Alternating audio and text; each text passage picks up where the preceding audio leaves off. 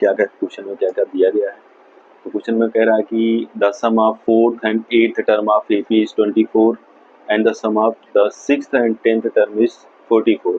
Find the first 3 terms of the AP. बहुत आसान सा क्वेश्चन है, बस समझने की बात है इसमें। तो इसमें दिया गया है कि जो 4th और 8th टर्म है दोनों का सम 24 है। किसी एपी के 4th और 8th टर्म का सम कितना है? 24 है। आगे and the sum of the 6th and 10th term is 44 और 6 और 10th टर्म का जो सम है वो 44 है। तो बोला है क्वेश्चन में find the first 3 term of the AP. तो उस अरिथमेटिक प्रोग्रेशन का फर्स्ट 3 टर्म आपको फाइंड आउट करके बताना है। तो सोल्यूशन तो क्वेश्चन में ही छिपा हुआ है, बस उसको फाइंड आउट करके थोड़ा सा कैलकुलेशन करके बताना पड़ेगा। ठीक है, देखिए क्वेश्चन नंबर 18 का सोल्यूशन कैसे होगा। सबसे पहले जो चीजें क्वेश्चन में गिवन है उसको आप राइट कर लो, या फिर थोड़ा सा फार्मूला अप्लाई करके ये जान लेते हैं कि 4th टर्म कैसे निकलता है, 8th टर्म कैसे निकलता है। ठीक है, तो यहाँ पर आप इसको राइट कर सकते हो, we know that A N equals to A plus N minus 1 into D. ये फार्मूला यहाँ पे अप्लाई होने वाला है। अब क्वेश्चन में दे रखा है 4th टर्म और 8th टर्म का सम कितना है? 24। तो यहाँ पे आप राइट करेंगे एज गिवन क्या है। अब देखो 4th टर्म को आप रिप्रेजेंट कर सकते हो ना A4 से, प्लस 8th टर्म को आप रिप्रेजेंट कर सकते हो A8 से। अब इन दोनों का सम कितना दे रखा है? 24। क्वेश्चन में ये चीज दे रखी है, तो हम यहाँ पे जनरल टर्म का फार्मूला अप्लाई कर लेंगे, या फिर जब इस फार्मूले को अप्लाई करेंगे तो देखो n के प्लेस पे 4 हो जाएगा, तो ये हो जाएगा a plus 4 minus 1 into D इसकी प्लेस पे। तो यहाँ पे आप राइट करेंगे a plus 4 minus 1 into D plus a 8 की प्लेस पे क्या होगा? यहाँ पर भी हो जाएगा a plus 8 minus 1 into D equal to 24। अब इसको थोड़ा सा हम कैलकुलेशन करके आसान कर लेंगे। अब ये हो जाएगा a plus 3d plus a plus 8 में से 1 जाएगा 7 बचेगा, तो ये हो जाएगा 7d equal to 24। a plus a दोनों ऐड हो जाएंगे तो ये हो जाएगा 2a प्लस 3 और 7 ऐड होकर के 10d हो जाएगा इक्वल टू आएगा 24। इसको चाहो तो आप इक्वेशन फर्स्ट बना लो, या थोड़ा सा और इसको सिंप्लीफाई कर सकते हैं, क्योंकि आप देख पा रहे होंगे हर एक टर्म में क्या है? 2 का प्रोडक्ट है, मतलब 2 एज ए कॉमन है, तो हम 2 से सबको डिवाइड कर देंगे पूरे इक्वेशन को, थोड़ा सा आसान हो जाएगा। तो ये हो जाएगा a plus 5d equal to 12। ये हुआ इक्वेशन फर्स्ट। ये कैसे हुआ? इस पूरे इक्वेशन को क्या कर दिए हम? 2 से डिवाइड कर दिए, तो 2 से डिवाइड करेंगे, 2 से 2 कैंसिल हो जाएगा, 10 5 टाइम कैंसिल हो जाएगा, 24 12 टाइम कैंसिल हो जाएगा। तो ये हो जाएगा पहला इक्वेशन। ऐसे ही आगे जो दे रखा है उसकी हेल्प से हम दूसरा इक्वेशन फाइंड आउट कर लेंगे। तो यहीं पर इसके नीचे हम इसको राइट कर लेंगे, आल्सो गिवन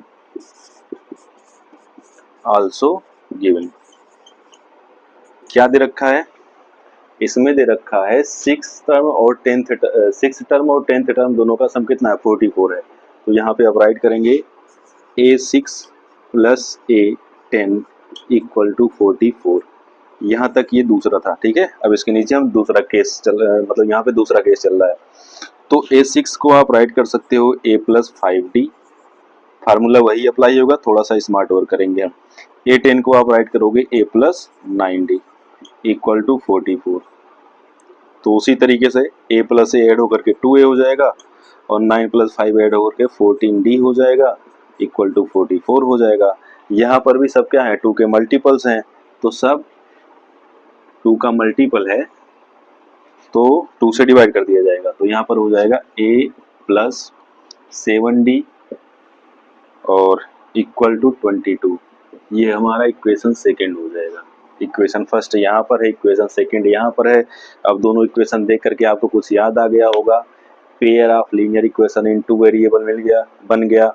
अब हम इसको किसी भी तरीके से सॉल्व कर लेते हैं, और सबसे आसान होता है एलिमिनेशन मेथड, हम इनको एलिमिनेट कर देंगे, ठीक है। तो हम क्या करेंगे, देखिए सेकेंड वाले में से पहले वाले को सब्ट्रैक्ट कर लेंगे। तो यहाँ पर राइट करेंगे a plus 5d equal to 12। ये हमारा इक्वेशन फर्स्ट है। क्या करेंगे? सब्ट्रैक्ट। तो यहाँ पर राइट कर देंगे subtracting equation first from second, उसको राइट कर लीजिएगा। अब सब्ट्रैक्ट करते हैं तो सिंबल चेंज होता है, प्लस माइनस हो जाता है, माइनस प्लस हो जाता है। तो यहाँ पर a से माइनस से कैंसिल हो जाएगा, 7D में से 5 जाएगा तो यहाँ पे 2D बचेगा, और 22 में से 12 जाएगा तो यहाँ पे कितना बच जाएगा 10। तो 2 से ये कैंसिल हो जाएगा 10 5 टाइम में, तो D की वैल्यू आ जाएगी 5। कॉमन डिफरेंस D कितना आ गया, 5 आ गया। अब कॉमन डिफरेंस D का पता चल चुका है ए का पता चल जाए तो हम AP का first three term find out कर लेंगे, ठीक है। तो कहाँ से पता चलेगा, इक्वेशन फर्स्ट से या फिर सेकंड से आप निकाल सकते हो। तो यहाँ पे लिखेंगे हम पूरा putting the value of D in equation first, या फिर आप सीधे सीधे शॉर्ट में राइट कर सकते हैं from equation first. We are going to put the value of D in equation first, so this will be a plus 5 into what is the value of D, that is 5. 5 into 5 equal to 12. Now we will calculate whole equation. After that this will be 5 into 5 25 equal to 12. अब 25 का transfer करेंगे तो a equal to हो जाएगा, देखो 25 को उधर जब ट्रांसफर करोगे तो ये हो जाएगा 12 माइनस 25, तो यहाँ से a की वैल्यू आ जाएगी -13। कहने का मतलब पहला टर्म का पता चल चुका है, पहला टर्म क्या है -13। अब आपसे बोला था first three term find out करना है, तो पहला टर्म आपका हो जाएगा -13, और सेकंड टर्म क्या हो जाएगा, जब -13 में आप +5 ऐड करोगे तो ये हो जाएगा कितना, -13 + 8 करोगे तो 13 में से 8 जाएगा 5 बचेगा, ठीक है, -5। नेक्स्ट आप 5 में से 5 माइनस करोगे तो हो जाएगा, सॉरी इसमें से आप -5 ऐड करोगे तो ये हो जाएगा 0। तो ये फर्स्ट थ्री टर्म्स हो जाएंगे और यही आपका आंसर हो जाएगा, -13 -5 और 0। तो बहुत ही अच्छा सा क्वेश्चन था, ऐसे क्वेश्चन बोर्ड में पूछे जाते हैं। कॉन्सेप्ट सेम रहने वाला है, बाकी क्वेश्चन का स्टेटमेंट चेंज हो सकता है, तो बोर्ड पे डिपेंड करता है। अब हम चलते हैं क्वेश्चन नंबर 19 को सॉल्व करेंगे। क्वेश्चन नंबर 19 भी अच्छा क्वेश्चन है अपने आप में।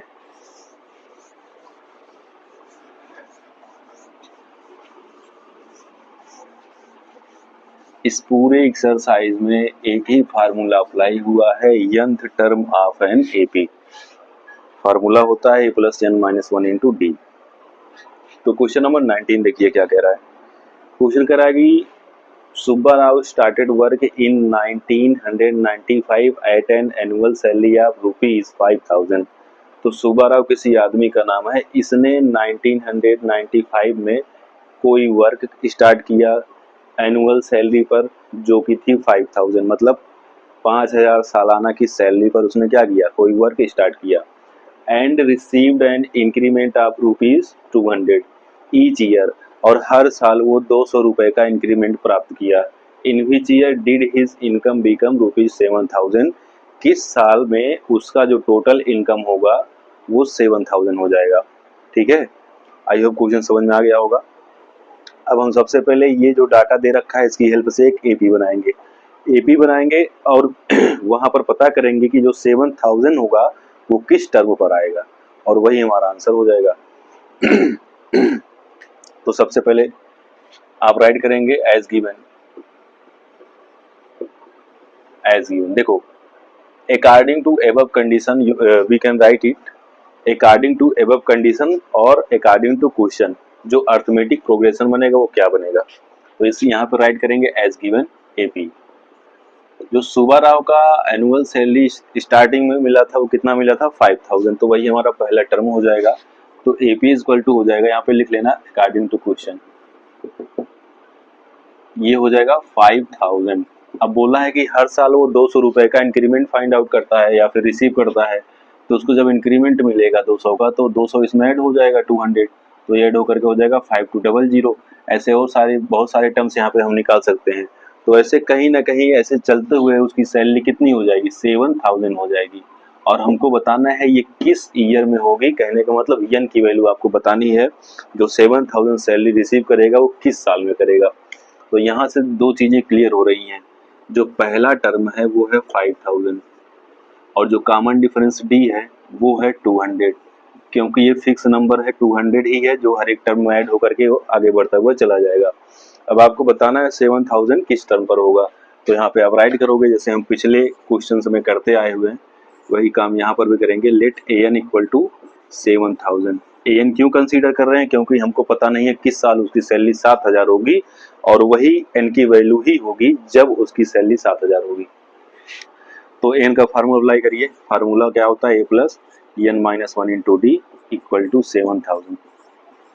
अब यहाँ पर ए की वैल्यू आपके सामने है, पुट कर दीजिए 5000 प्लस एन की वैल्यू नहीं पता, एन माइनस वन ही रहने दीजिए, डी की वैल्यू है 200 तो यहाँ पे 200 राइट कर दीजिए, 7000 हो जाएगा।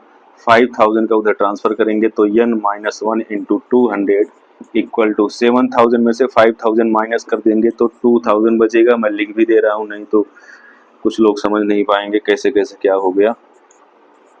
तो n minus one into 200 equal to हो जाएगा 7 में से 5 जाएगा 2 बचेगा, ठीक है। अब 200 का भी ट्रांसफर कर दिया जाएगा उस साइड में, तो यहाँ पर मिलने वाला है n minus one equal to 2000 upon 200। Double zero से डबल जीरो कैंसिल, 2 से 2 कैंसिल, या फिर आप 10 टाइम ले जा सकते हो। तो n minus one equal to आ गया 10।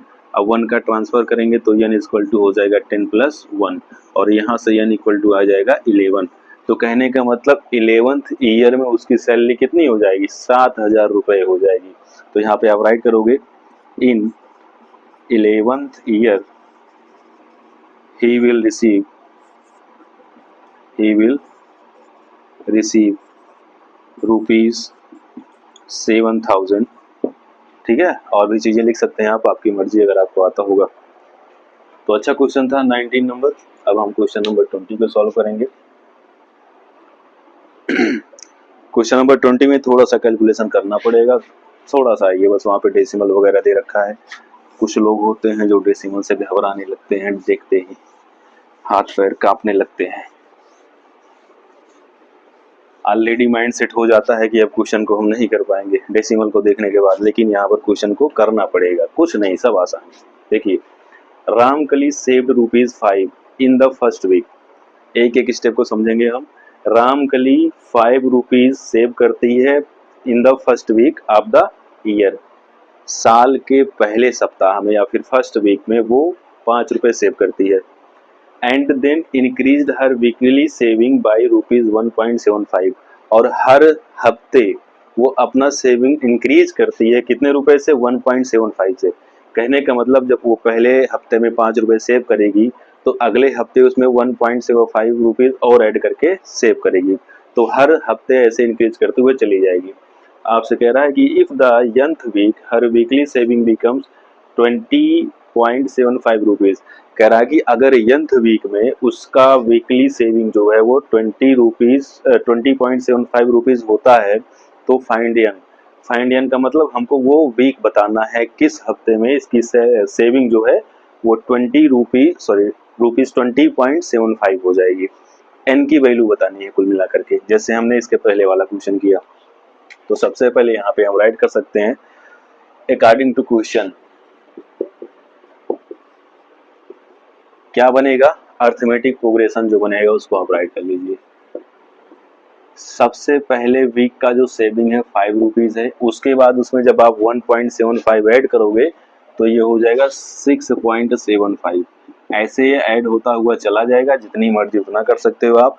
कहाँ तक जाएगा, 20.75 तक जाएगा। तो यहाँ पे हम राइट कर लेंगे 20.75, और इसके आगे भी हो सकता है क्योंकि इनफाइनाइट होगा। अब आगे हमको पता करना है कि ये किस प्लेस पर आया, वही हमारा आंसर होगा। एन की वैल्यू निकालनी है तो आपको पता होना चाहिए ए यहाँ से हमको मिल जाएगा सीधे सीधे, ए इक्वल टू 5 मिल जाएगा। डी इक्वल टू जो हर हफ्ते इंक्रीज कर रही है, हम कहने का मतलब 1.75 ही हमारा कॉमन डिफरेंस डी हो जाएगा। दो चीजें हमको पता चल चुकी हैं। अब जो ये दे रखा है कि ये किस हफ्ते में हुआ होगा इतना सेविंग, तो हम उसको कंसीडर कर लेते हैं कि ये nth वीक में हुआ होगा। तो इसको राइट कर लो, लेट क्या नाम है,